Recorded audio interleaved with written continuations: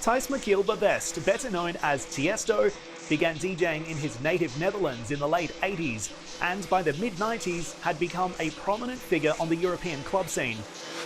Hey Tiesto, are you ready to party? By the noughties, his career and profile had expanded globally, and as well as enjoying success with his own music, he's gone on to remix tracks for countless artists, and his mix of John Legend's All of Me earned him a Grammy in 2014. Among other accolades, Tiesto has previously been named the greatest DJ of all time by dance music publication Mixmag. And he's listed as one of the world's highest earning DJs, with estimated pre-tax earnings of $24 million in 2019.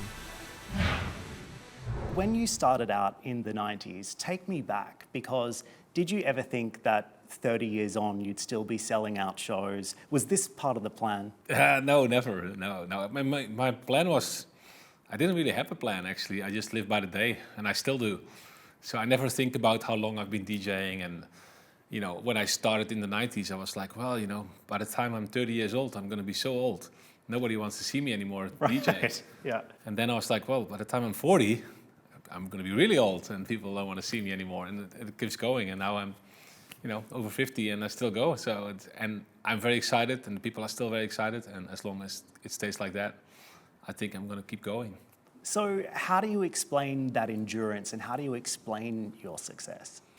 I don't think there's really an explanation for it. You know, I mean, I let other people decide why, I guess. You know, I just do what I love, and maybe that's what shows. I have a big passion for playing music and making music, and also the feeling you get when you go on stage and people appreciate what you do and you see them go crazy on your songs.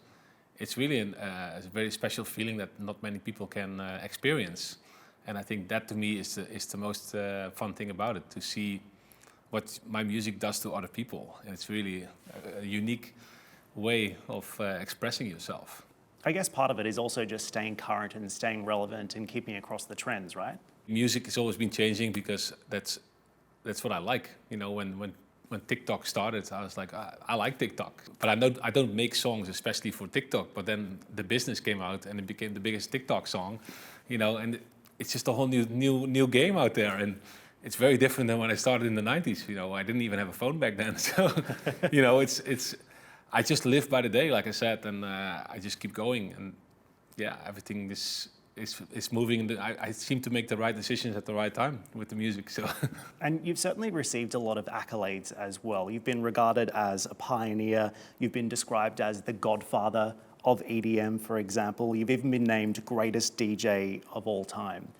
Even though so much time has passed, how do you feel when you hear accolades like that? They're really big calls, right? They're really big calls, yeah. I'm very honored, and you know, when the kids call me the Godfather, you know, it's kind of a very big honor to me, and I love that I've helped so many young DJs coming up in the scene back in the days, from like Martin Garrix and Avicii to recent DJs like A-Craze, and you know, it's just fun to be around those guys because they keep me inspired as well, and they keep me on my toes, and it makes me feel like I want to be part of that scene, you know, and it's a lot of fun.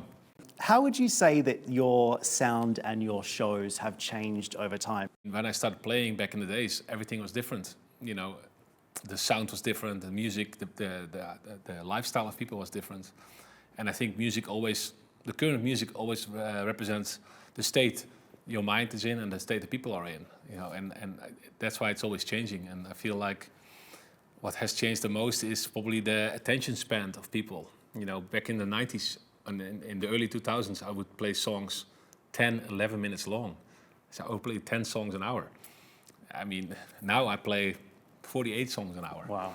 So every minute and a half, 2 minutes, boom, boom, boom, a new track comes in. So, you know, it's a huge difference. Yeah, I guess that's the TikTok generation as well, right? Yeah. But also on Spotify, you know, people, they don't have the attention anymore to listen to a full song. They listen to the first minute, even if it's their favorite song. 1 minute, boom, next. 1 minute, boom, next. So When you're looking across social media and you're looking at all of the young talent that's coming up through the industry, what do you like, and is there anything that you don't like? Well, I love how anybody can become a famous DJ nowadays. You know, it doesn't matter where you are or where you live, and that's so beautiful. What I don't like about the scene is that everybody tries too hard sometimes to make a TikTok song or an Instagram song, or it has to come from the right place. You know, it has to be authentic, and you know, make music you love and then put it out there. And if it's a hit, that's a bonus.